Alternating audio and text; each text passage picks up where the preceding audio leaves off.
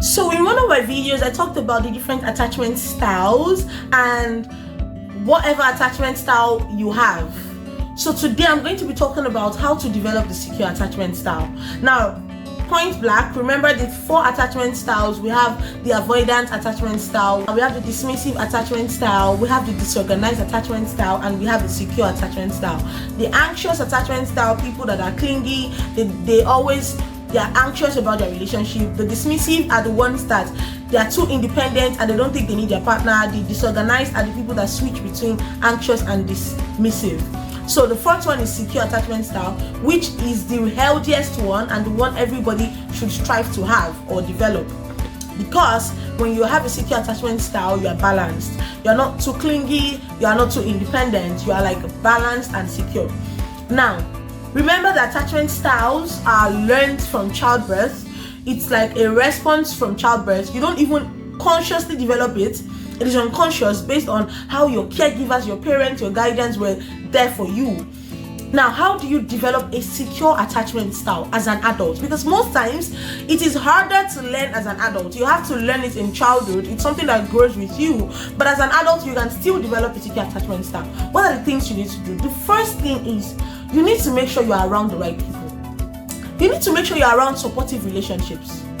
Because there's a reason you react the way you react, either avoidant, dismissive, or disorganized. That means there's a trigger somewhere, there's a trauma somewhere.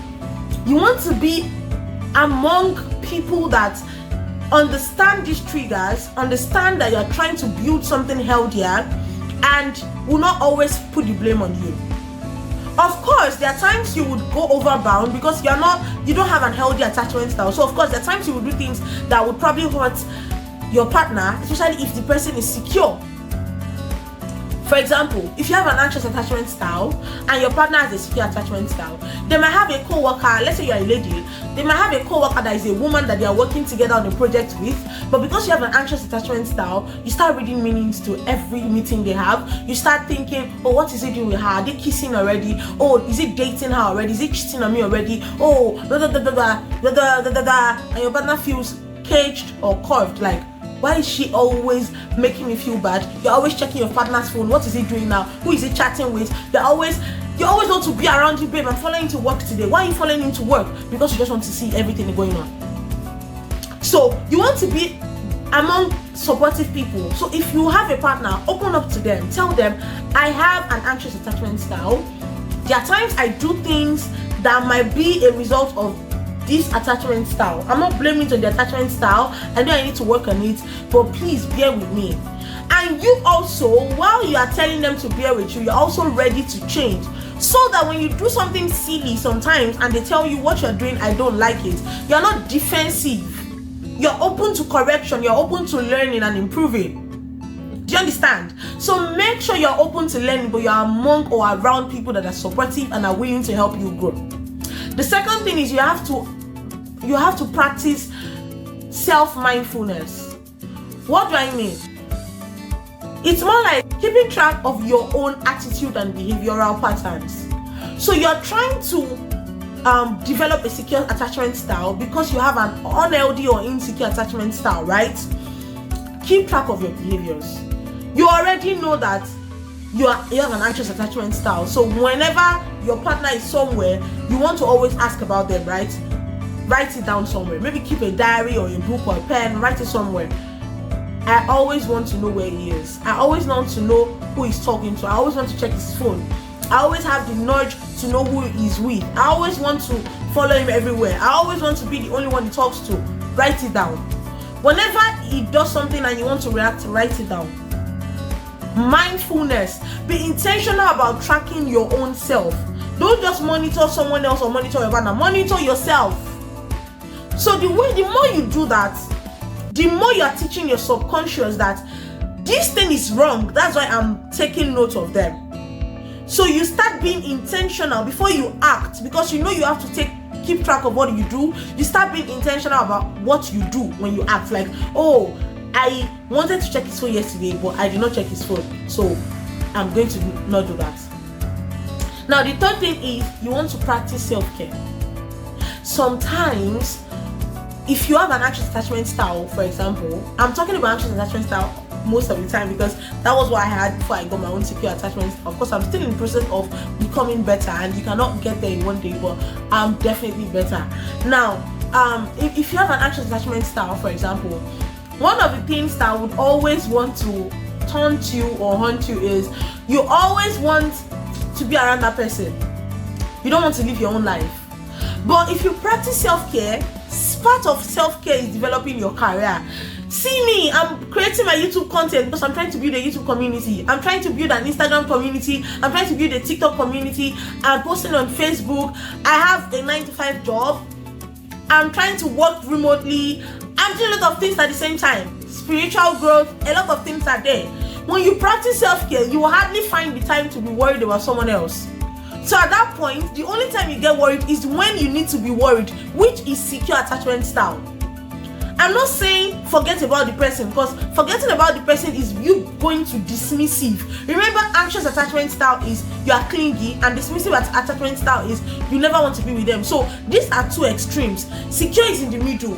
You are looking for them, or you want to be with them only when you need to be with them. Oh yes, you are in love. There are times you just want to be around your partner. That's different from when every time you always want to be around your partner. Do you see the difference? Secure is even when your partner needs to do something urgent and they are not going to be there for you at that period, you know that it's not because they hate you, and you're not going to fight them because they have to go about their daily lives. Secure attachment style is you knowing that your partner cannot be everything to you every day of your life in every manner at every time. There's a place for your friend of the same gender. There's a place of you having a friend of the opposite gender. There's a place of you having your family, your parents. There's a place of you having your pastors. There's a place of you having different people in your life, co-workers that you can have relationships or conversations with, and you're not putting the burden on only your partner. That's secure attachment style. You know that your partner has to have friends, and you're not going to feel like, why do you have friends? Right? So self-care, once you take care of yourself so much, you would know your partner also has to take care of him or herself or himself. In this case, I'm talking to ladies most especially. You know your partner has to talk to other people like himself, and so what happens? You don't have the time to be nosy. Why are you nosy? Because you're jobless, because you don't have something important you're doing with your life, because you're not building value, because you're not taking care of yourself, because you're not intentional about growth. That's why you're nosy. That's why you're wondering what he's doing, and you're feeling bad. Like, so what is he doing now? Who is he talking to now? My darling, get yourself something doing. Improve yourself. Don't just sit down and be insolent. Don't. Now, the fourth thing you're going to do is you're going to set boundaries. Now, you're not setting boundaries for people. You're setting boundaries for yourself, right? One of the boundaries you will set is if you have this dismissive or avoidant attachment style, what are you going to do? You tell yourself, see, I'm going to make sure I call my partner at least twice every day. Dismissive, remember, is when you always want to be away from the person. You feel like the person is choking you, but you need to be around your partner. You feel like they should always give you space. Why are we calling each other? At that point, you set boundaries for yourself. I'm going to call my partner twice every day. That way, you're improving yourself.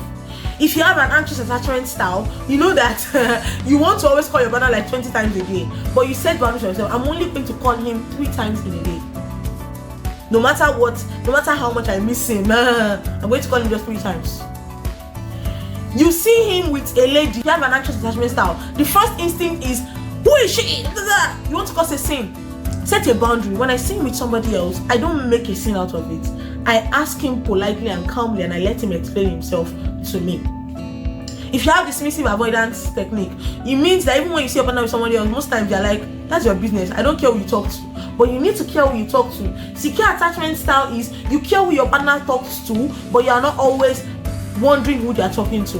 That's the balance, right? So if you are dismissive, you tell yourself, if I see my partner talking to someone strange, I would ask them because I care, but not because you want to always be in their business.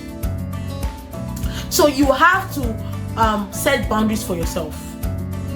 Now the fourth or fifth thing I would say is you need to build meaningful connections.